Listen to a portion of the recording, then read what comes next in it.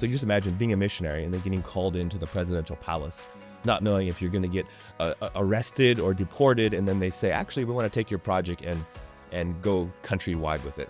When we talk about Web 3.0, what characterized it was ownership. Because in the past, although we could interact together, the internet suddenly became sort of owned by a handful of very large platforms. But some of that individual ownership that was attached to those behaviors had become lost or was missing in the Web 2.0 phase. And we see that recaptured in Web 3.0. As a church, we need to be out on the front end of technologies that give us freedom and security and safety and missional witness, so that we can have a spiritual lifeboat, but we also have digital and monetary lifeboats that we can be there helping others.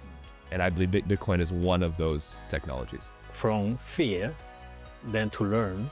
And now she's selling her arts as an NFT, and now she's supporting 2 missionaries. And so this decentralized autonomous organization construct, or DAO, is really a community-driven bottom-up model and a framework where we can help to invite people to be more involved. Everything about Web3 is those 2 words, community and collaboration. But how do we enable that to foster more cooperation, collaboration, co-creation being a really exciting concept within that? Hello, my name is John Kim, and I am one of the co-founders and board members of Christians in Web3, which is a global community organization where we bring Christian technologists who are working in the crypto and blockchain and Web3 spaces, which may be terms that you're unfamiliar with or have some weighted connotation to. So we'll do our best to help navigate through some of those things. But bringing people together for community relationships, so for friendship, of course, and for mentorship and accountability and discipleship, and then deeper explorations of how people are using these emerging technologies to serve the kingdom in some pretty fascinating ways. And so really honored and excited to be here with some friends. So Oshawa Hawthorne, who's with Brilliance Labs, Jay Chen with LightDAO, and Stuart Craney with Christian Vision. And we're gonna unpack a little bit about what you guys all do in this space, but maybe we'll start by bringing some common definitions to some of these terms that we had already pointed out to you all. So maybe Stuart, if you actually want to start with a little bit of context around what is Web3? Okay. Well, I think one way that we can talk about what Web3 is to give a little bit of context of how do we get here? How do we get to these terms that are kind of numerically based? So what comes before 3 is 2 and 1. Perfect. If we think about the first stage or experience of the internet, we really saw in the late 90s and early 2000s this ability to distribute content, which is really amazing. It changed things. Suddenly you could access information from all parts of the world, and people had a democratized access to that. I could send information from me to you and you could receive that. But then we saw with the rise particularly of social media, this concept of Web 2.0, and we started to kind of lose those terms of the two, and we just became used to the ubiquitous nature of social media. But what characterized it was the ability not just distribute content, but we could engage and interact with that content. We could have conversations, and I could become a creator and I could share that to platforms. And so this became Web 2.0. And so we had this ability to distribute, but then we moved to this stage of being able to interact and create and share. And then the next evolution of the internet really, or digital culture that emerged from it when we talk about Web 3.0, I would say if we're aggregating this to conceptual terms, what characterized it was ownership. Because in the past, although we could interact together, the internet suddenly became sort of owned by a handful of very large platforms. And so you could participate, you could like create things and you could share them. But some of that individual ownership that was attached to those behaviors had become lost or was missing in the Web 2.0 phase. And we see that recaptured in Web 3.0. There's a lot of terms or characteristics of Web3 that I think become like difficult for people to get their head around. It can become confusing and all these new terms and labels. But I would say, or at least the way I like to think about Web3 is I think if I had to think about one word, I would think about ownership. And that all of these aspects of digital assets, whether it's cryptocurrencies or the content that we create, that this idea of ownership is central to Web 3.0. So we go from this ability to kind of distribute content, to interact with it, to be able to actually own it, and for that to be facilitated by the mechanisms, particularly underpinned by blockchain technologies that enable that to be true. Right. Yes. So blockchain is definitely a core term that we need to anchor some of this conversation around. And it is the idea that there are centralized infrastructures that in Web 2.0, most of that is what, everything is built on top of. In Web 3.0 now, we have a decentralized model where the ownership is really in the hands of people who have now democratized access and equity as well, in terms of even the governance of these different systems that are being built on top. And so there are a couple different expressions of what Web3 and blockchain technologies look like. The very first one was Bitcoin. And so Ashwa is definitely what we would call a Bitcoin maxi. And we'd love to have you share a little bit of a context around what Bitcoin is. And how would you explain that to the audience who might be new to what Bitcoin is as a concept, as well as an expression of that? So I like to say Jesus maxi and Bitcoin focused. Yeah. That's great. I'm happy to fellowship with my other brothers in Web3. But yeah, you are right that the technology began from this pseudonymous cypherpunk technologist on the internet that releases a white paper in late 2008, and then it launches in 2009, and it's an open source protocol that's released on the internet. And it had several dozen innovations that honestly had never been combined together to create a new technology. And I would say fundamental to that is this idea of digital scarcity, where because the network is decentralized, it's run on computers all around the world that share this open source ledger that reconciles itself every 10 minutes. And then the blockchain, or you could say the time chain, it just stacks this accounting of a ledger of transactions. It's very, very simple, it takes very little space, but it keeps track of these transactions happened from this wallet to this wallet. And that basic technology allows what you could call digital scarcity, where I can provably own something that cannot be copied in the digital world. I don't know how old you guys are, but when my first years in college was right when Napster was going wild, and you're on these T1 high-speed university connections, and so everyone's downloading all of their favorite songs from every artist they can think of, because we were sharing the MP3 files.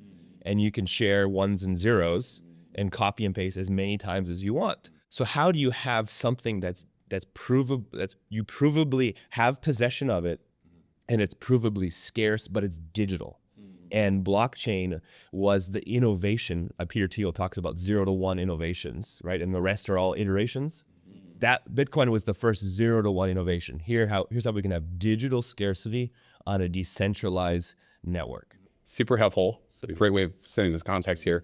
Also, I just love the reframe here of calling yourself a Jesus Maxi. So I think we all identify as Jesus Maxis here. Again, there are kind of some different expressions and ways in which that's manifested in how we use the technology for a missional and kingdom impact.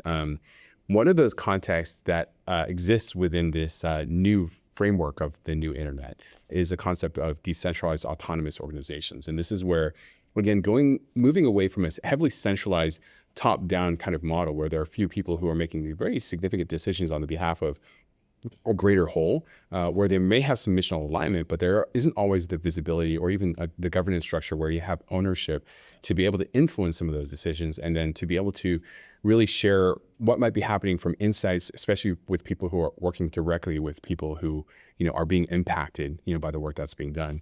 And so this decentralized autonomous organization construct, or a DAO, is really a community-driven bottom-up model and a framework where we can help to invite people to be more involved, to be engaged, and to really take ownership of what's happening so that they really feel empowered to be able to be a part of processes, that are really going to direct and guide vision as well as the execution, and even the deployment of funding in certain specific ways, to reprioritize in a way that really reflects, the community as a whole and how they want to move forward together. And so, Jay, if you could share a little bit more of the context of what a DAO is and what that looks like and what you guys are building like DAO. I think the DAO is like, if I look at in biblical way, I think it's more like but in the back old days, I think actually Jesus actually building as a DAO structure, before he ascending to the heaven and he left, and we as a community as a whole, we're still running. So I think the DAO itself, I think, for me, it's very fascinating because as a founder, when you start with something, you really want your project or company to run itself in the future. And it really will rely on the community, how they run and how they support. So for me, I'm a believer of the DAO, like DAO structure, because then if I, for example, the Light DAO I start, so basically if I build this structure on DAO, so which means I can left anytime, because if the community can run it, they can run it, then they can make decision. Because for me, I'm from like centralized, government area. I just feel like when something doing with centralized thing, sometimes things will go wrong. And because as a human being, we all short of glory, and sometimes we make mistake. But I do believe that DAO, then maybe as a collaborating everyone in the one community, maybe we can make less mistakes. So yeah, that's why I look at the DAO and the benefit can bring us. For me, it's more like a government, like a governance level, and make easier and have a less layer, and for the people to run the organizations. Yeah. So I know these are somewhat complex, especially if they're new terms and vocabulary. So we wanted to set some context here as we go a little bit deeper into what the missional expression of these technologies look like in what God has called each one of these men into. I also maybe want to take some of what you were talking about, Jay, to really just emphasize that Ashwa, lives in Portland, Oregon. Jay is in London. Stuart is in Australia. Building these technologies that are meant to be interoperable so that we have some standard understanding of the values, even in terms of the financial value of these instruments, and the portability of that to go from one ecosystem, one community, one region to another, because this is very important when we think about the impact that we can have in working with and sharing these technologies as tools and resources for people who are in mission in different spaces. And so it's something that we know that there's an accessibility to technology. And so wherever you are, we want to be able to help to bring education and empowerment and give the tools so that people can build in one place and then share it with others who can use that in other places. And so it's not something that's so heavily predicated on a model where we have to send each one of you all, into these spaces and then to build from there. And I think it's really helpful maybe to think of a paradigm where as these technologies are being developed, and certainly it would be helpful to go there to train the people who are boots on the ground, or train the people who are the people of peace, who are leaders in those local and regional places to be able to use these technologies. But it's not something that's so isolated that it can only happen in a technological hub, right? It can only happen where there's a significantly highly resourced, infrastructure. But actually, a big part of the decentralized model is how can we use, a framework where we can actually share and bring again some of this democratized equity and access. And that's really important to think through. Ashwa, you're doing some pretty interesting work that I got to join and just kind of taste and see the expression of in a Bitcoin for Missions design workshop earlier this year in Kenya, in Naivasha, Kenya. And so would love to hear a bit more about what Brilliance Labs is and what is the mission that you guys are pursuing. So we're essentially a faith-driven incubator pursuing innovation and helping kingdom entrepreneurs, whether they're starting businesses, churches, ministries. And so we started locally in Portland, Oregon. And then I was simultaneously in my work with another mission organization, researching use cases for Bitcoin in the global mission space. And so we've recently combined the projects, and my nonprofit has kind of adopted it. But essentially, we're finding the innovators within the mission space, and we're connecting them to the technologists in the Bitcoin space and saying, what can we build together? So we did these design workshops. We did one in El Salvador, hosted by Bitcoin Beach, that has a significant circular economy project where they're doing economic community development, but they're using Bitcoin to do it. And it's actually what led to the legal tender law in that whole country. So you just imagine being a missionary and then getting called into the presidential palace, not knowing if you're going to get arrested or deported. And then they say, actually, we want to take your project and go countrywide with it. And so God's really blessed that project. We went to Kenya, and we were hosted by the folks at Gridless. They were missionary kids grew up in East Africa. Now they're tech innovators and founders, and they started a Bitcoin mining company, and they're using Bitcoin mining to basically electrify all of Africa. If that sounds crazy, well, like go down that rabbit hole and you'll see that Bitcoin mining solves the problem of excess stranded energy and stranded people that can't have access to electricity. And so we got to see that project, and we just exposed other folks to it. And then the only one other example I'll give, we basically onboarded about 22 different missionaries all around the world with Bitcoin wallets using the Lightning Network, so it's instantaneous. And then our org and then another matching grant, we're able to give away $10,000 in Bitcoin to missionaries through this week. And so we're onboarding people, we're sending them Bitcoin, and then we're letting them send part of that to one of these different missionaries around the world. And it's instant, and it shows the use case that you don't have to ask permission of a government or a bank to send value somewhere in the world. And that's a powerful use case for, as it gets harder and harder to partner and send funds, especially in least parts of the world. That's great. So much to unpack there. Yeah, there's a lot of really great references, I think, in context of even how the technologies that are being developed can help in terms of providing, a culture-making element to it, a social change element to it, where even the government of El Salvador was now adapting to a new paradigm, that was really helping to serve people in the needs that they were not really being solved for in any other way before. Even in terms of what you're talking about with Gridless, to be able to help to create here a way of changing the way that infrastructure is being developed and how that makes it even possible to create more access. And access, allows people then to build on top of that, right? And so fundamentally, just that the opportunity, which also has become a responsibility to educate people and then to invite them into, even really dreaming about what might this look like for our missions organization? What might this look like for my community if we had access to this type of technology and understood how that could actually be deployed in a way that is helpful for our mission with a catalytic element or to amplify the reach of what we're doing? I think that's incredibly powerful. And I think that's why, we're all really, really excited about this technology that can seem very abstract for the day-to-day for a lot of people. And yet I think, as maybe audacious visionaries, like we're able to see some of what God has helped to invite us into the co-creation of these things. And then as these things are being created, to share that and acknowledging the resourcing kind of, to other people. So doing the idea that you're able to give out this money, right? But it's not just like, certainly like, and we talked a little bit about this earlier before this interview, about, we have to help them onboard, which is, how to guide them to, what it looks like to actually download a wallet application, and then to be able to receive, and then to be able to send and share that with other people, right? And that's the way that we can invite other people in, is to get them, a part of that experience where it doesn't feel so scary because you have a little bit of a digital Sherpa, a guide who probably knew that, right? And I think it's really important that this is also an expression of how we walk well with one another in terms of sharing the things that he's put into our hands.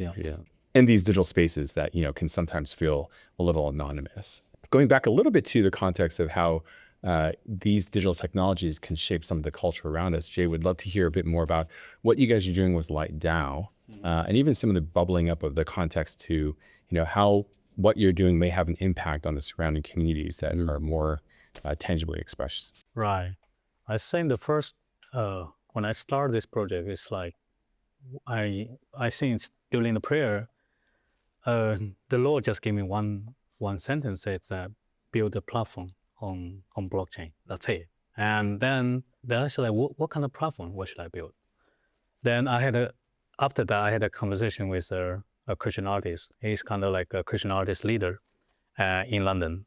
And we had a conversation. So I asked him, like, I just curious, like, I said, like, have I ever created kind of like any Christian themed artwork? And his answer is really surprised me. He said, like, yes, I did, but it nearly cost his whole career because every single gallery, they said, I'm not going to take any your artwork because you are doing something religious thing. That is really shocked me. I said, well, okay, that's different thing. So and back to the topic, like, when I know it's about blockchain, then I said, wow, that's good. That's why I understand why God asked me to create a platform for those people, because they will no longer be canceled and no longer became censored, So yeah, I started building the platform for the Christian artists, and maybe I want them to explain, to express their faith through the arts.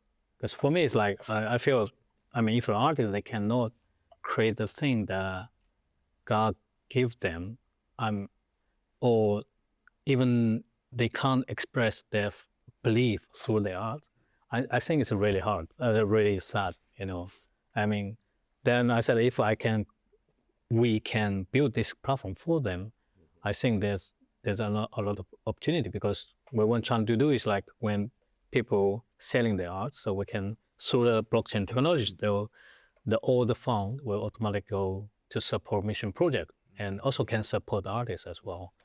I think same as like Bitcoin, and also think that it would bring some transparent when do transactions, like so everyone can see and everyone see where the money goes. So I think that's what I hope for. That platform can bring some social impact and bring some blessing for either donor or the artist. Yeah. Right. Yeah. That's really good. I think we've seen expressions in increasing examples now of what we call deplatforming or deplatformizing, or it's just to say that there are organizations, these centralized organizations, whether they're government entities or larger technology companies that control some of the infrastructure, who may have a political or even a religious reason why they may not be so affirming of, the kind of art that certain artists are creating. And so how do we really free ourselves up, and how do we free the individuals so they can have the expression of their faith, the expression of how they can connect people with the beauty of the art that's being created. And then to your point, to be able to empower them, with a platform that gives them more visibility so that people can to understand how they can support them, and then by association, be able to support the mission is then there also. So, and also another reason is that, like, a lot of, sometimes in summer church, then when they do during worship, they draw some paint, right? Draw some art. Those kind of art, for me, I believe that it's Holy Spirit guide them to draw that piece of beautiful art. Those arts, they never display outside. It's only available inside the church. I was imagining, like, what if we can bring the art into digital form and display outside? All we need is a screen, and that I think I think God will talk through those art to people's heart. Then yeah, because I really want to say like a public display of that art that God inspired. That it might change a lot of things. yeah, that's really good. So Stuart, the last thing I think maybe we'll dive into again in terms of the context setting, and then want to go into maybe some interplay around just some of the things that you guys are really excited for in this space, is around the concept of NFTs, which I think many people may have heard of and had their own kind of spectrum of degreeing variance of whether they think that's interesting or just really, really weird. And so Christian Vision has what I actually think is one of the most beautifully executed NFT projects. And it's not just that it's beautifully crafted from a kind of artistic production perspective, but it's beautifully designed in a way that the utility of what this project is meant to do is to be on mission. So we'd love to maybe have you unpack a little bit of the NFT context, and then a bit more of the mission context of what Android is. Yeah, absolutely. Thank you too for your kind words. I think I'll start from the mission innovation perspective. And when we think about technology, and particularly emerging technologies, the way we should approach it from a mission and innovation perspective is not so much from a trend chasing perspective, although being trend aware is helpful, but not chasing trends, but thinking about how does a new technology fundamentally change the way we think about the problems that we're seeking to solve. And when I first became introduced to blockchain, and later than some of you guys, I was captivated by the idea that people who are unknown to each other could benefit from a mechanism that would enable them to cooperate in such a way to achieve a common purpose. And this was something that I hadn't seen possible or enabled by any technology before. And then the next challenge was to think about, if that's true, how can we interpret that into solving the problems that we care about as a mission organization? So with that in mind, I'll step back to our history and context and say, for over 30 years, alongside digital evangelism being a very significant part of what we do, we have a long history and commitment to traditional boots on the ground missions work, sending and raising up pioneer missionaries in some of the most difficult parts of the world, particularly after significant events, whether it's civil war or natural disasters, places like pioneers on the ground in Venezuela or in Timor-Leste after the split from Indonesia, places like Mozambique and Angola in the wake of civil wars. And so we have a lot of experience in methodology around introducing people to Jesus. In the course of 30 years, we've introduced more than 30 million people to Jesus, starting pioneering pre-church planting groups, evangelism through to discipleship, through to baptisms, through to mobilizing new believers to share their faith in the same ways. And then at the end of a project, we're challenged by the concept of we're very good at catalyzing new projects and sustaining them over a period of time. But then ultimately we want to see people be self-sustaining. And that sustainability question about how does something that we start continue over time and grow? And the thing that was inspired in my mind in thinking about how blockchain could change the way we approach problems in a new way was to think about we can start with sustainability from the beginning. Because rather than start and own a project and run it for a period of time and then think about sustainability and handover, we can begin with this concept that we started our conversation with around ownership from the very beginning. And blockchain provides this unique mechanism where we can do that. And in addition to that, whereas part of our traditional approaches is we need to know everybody intimately well, and we only do that through personal connection and relationship, which is fantastic. But it also creates a limitation. It's like, well, it creates a limitation on who can participate in this enterprise now. And it's kind of dependent on me as a person, sort of as the hub, knowing all the people around me and sort of grafting me into that. But blockchain provides us with a mechanism where we can create some standards and some authentication protocols, and we can actually facilitate through individual ownership participation in a mission that everyone agrees upon. This got me really excited. And then I thought about the emerging mission fields in which we are seeking to enter into, whereas our history is about physical, tangible, difficult locations. We're seeing the emergence of intangible digital realms and spaces. And we want to bring light into those dark places. And this is the birthplace of the idea of Undark. Undark was our brand for our project that simply expressed a handful of words, bringing light into dark places. How do we reduce that into one word? Undark. Because we believe that is the work of the gospel. And so Undark is all about creating a community of pioneers who are able to capture that vision, and we can facilitate and mobilize them to engage in digital mission fields. And through our NFT project, which people will be familiar with NFTs as sort of like strange monkey art that, like peaked in like ridiculous sort of valuations and then like suddenly became, in a lot of cases, lost all of their value or this roller coaster ride that creates a lot of skepticism. And so our project was never about chasing trends, trying to engage in sort of degen behavior of flipping NFTs and pumping and dumping and all of the kind of dodgy practices that we see go along with it. And neither was it necessarily about a kind of, people sometimes talk about NFTs as being corollary to, say, Bitcoin as a store of value, being like a store of cultural value, like around the creative nature. We saw it more as a mechanism to be able to facilitate that ownership in a project and build that sustainability in from day one. So that we're not just creating a community that is about a kind of like sense of ownership at a sentimental level, but at a real level, you actually own a stake in this. And that ownership is coupled with influence by being able to mint an access card. That it is, as the word literally says, it's a token. There's no intrinsic value tied up into this NFT that you have. The record of your ownership is stored on the blockchain, but what really matters is that this gives you access to certain utilities. This gives you access to a community. it is the foundation to be able to facilitate the cool concepts that Jay was just talking about in terms of the DAO, that this is your mechanism to be able to vote on things, that we can say that your ownership is coupled with this level of influence. And ultimately, as an organization, something we want to take step by step, but we want to be on a journey of being able to say this community over time can increase in its level of self governance. That there's a really important role for us because these concepts are still nascent and largely theoretical in a lot of ways, but they're beautiful ideas. So we need to start somewhere. Yeah. But your access card gives you the building blocks of being able to enable and facilitate a community of people to be on mission together.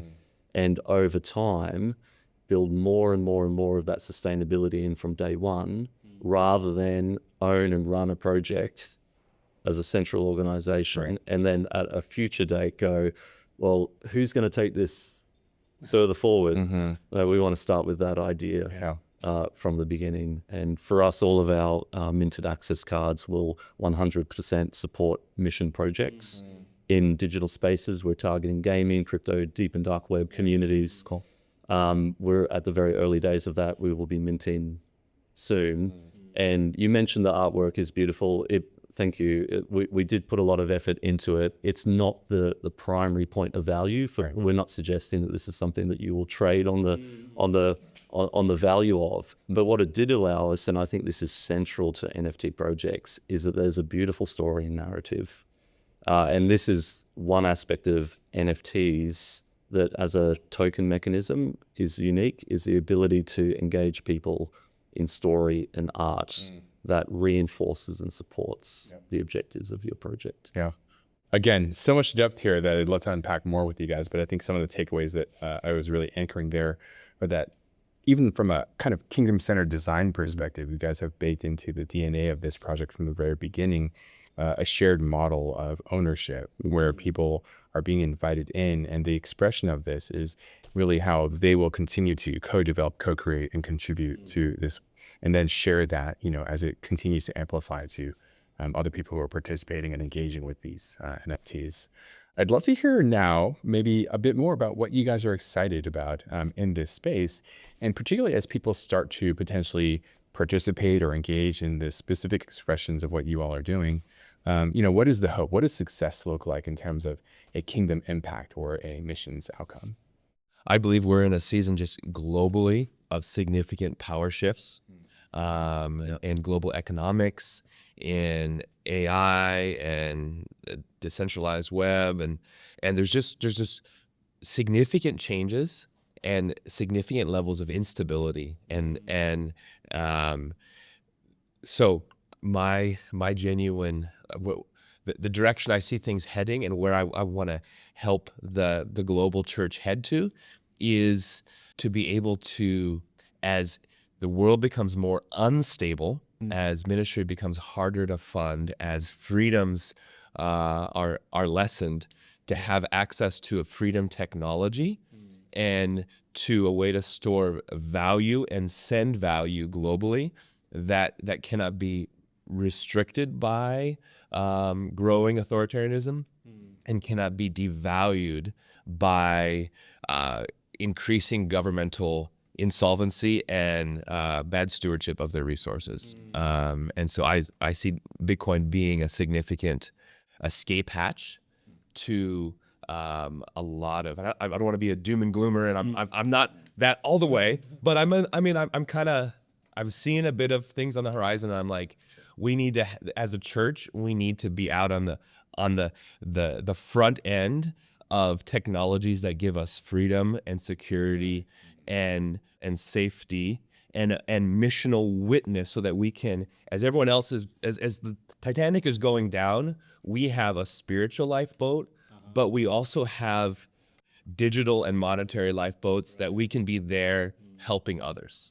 And I believe Bitcoin is one of those technologies. That's very good. I think for me, what I'm excited about, because the way we design the platform itself, we want to embed that, when the artists to release their art on our platform, to support the mission project. And when the mission project, what they want to send out the updates or newsletters, we're gonna put that information on blockchain. So our platform will be totally on chain. So those informations, every single update and every single transaction will be on chain. So we want to make sure the people who run the Christian like mission projects make them accountable. So they cannot edit the newsletter, maybe come back later, they edit the newsletter, or maybe they change the agenda. We want to make sure that everything on chain so everyone can see 100%, they can see what's going on. That's what I expect is like make more like accountability, integrity and transparent. Yeah. Awesome. Yeah, I think for me, I would like to encourage the global church to look beyond the hype cycles of new technologies.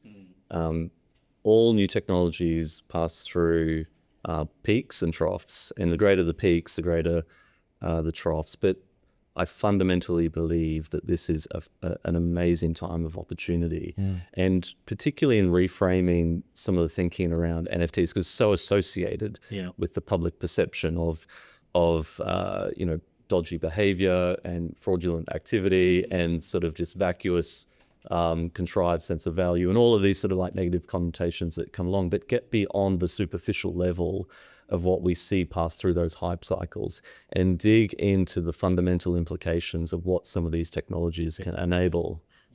And again, what drew me to a sense of opportunity was when I thought about these concepts of ownership and governance, and you touched on it perfectly when you said there's power shifts.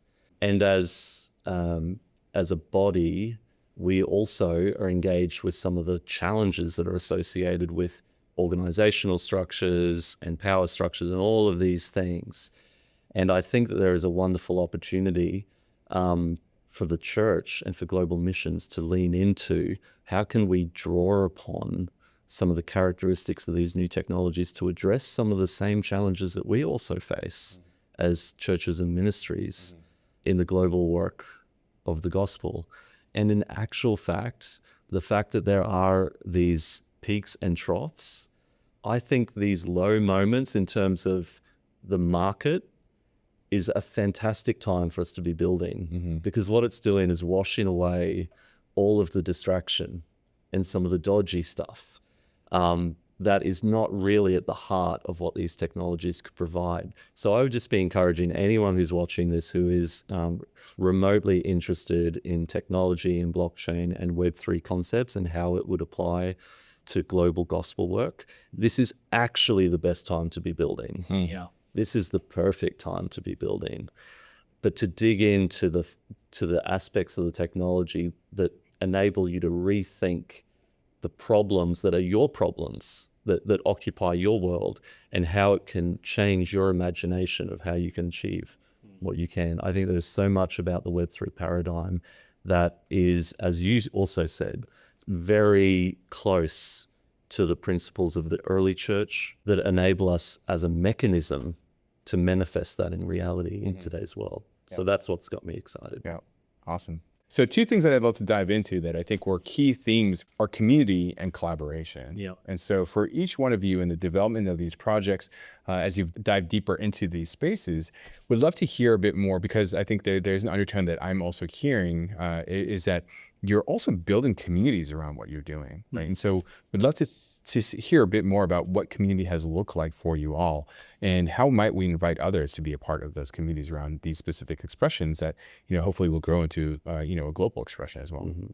I would just say that fundamentally everything about Web3 is those two words, community and collaboration. And the opportunity for us is to think about how these technologies enable us to expand the circle of inclusion when it comes to participation, and then to be very real about thinking, how do we not just widen the circle, but how do we enable that to foster more cooperation, collaboration, co-creation being a really exciting concept within that.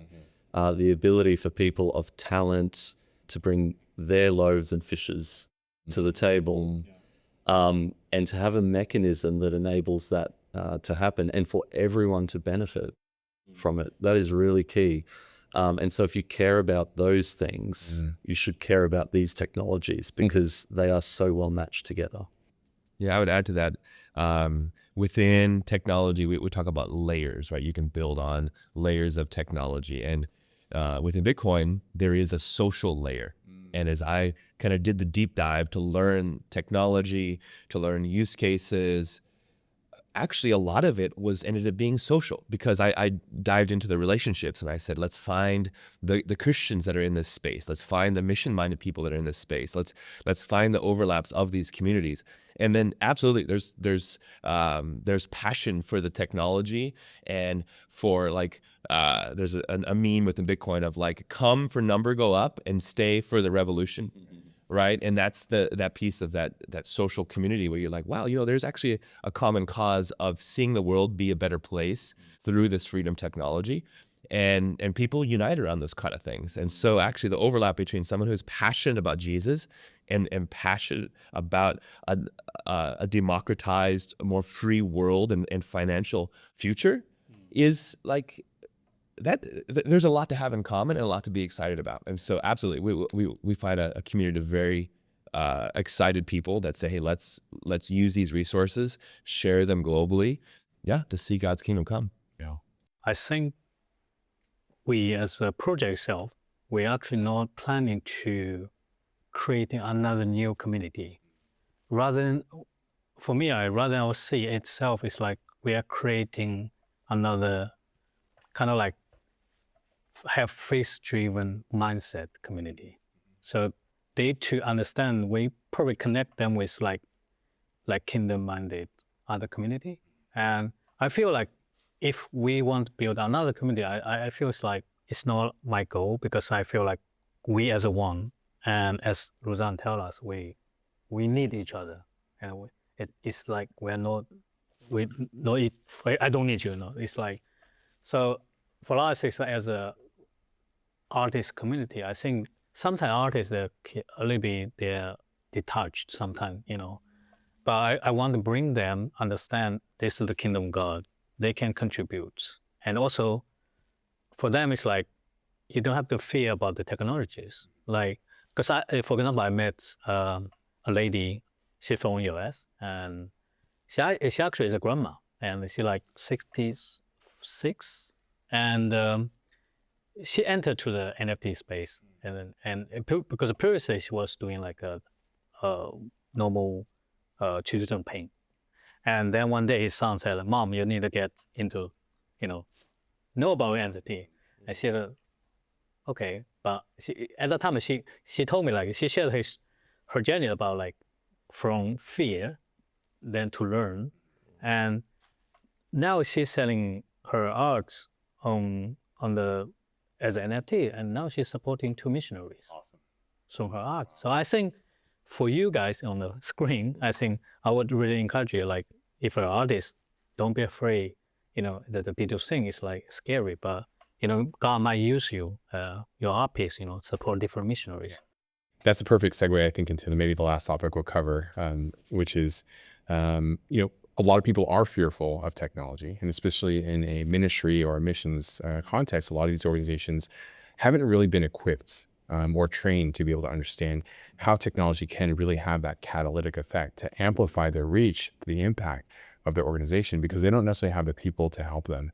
And so in the context of this collaborative mindset, maybe a little bit of a pitch also for each one of you to share, who would you like to invite in, to come and to experience what you're building and what you're working on, and how might you partner with them in whatever way that might look like. So brilliancelabs.org/Bitcoin.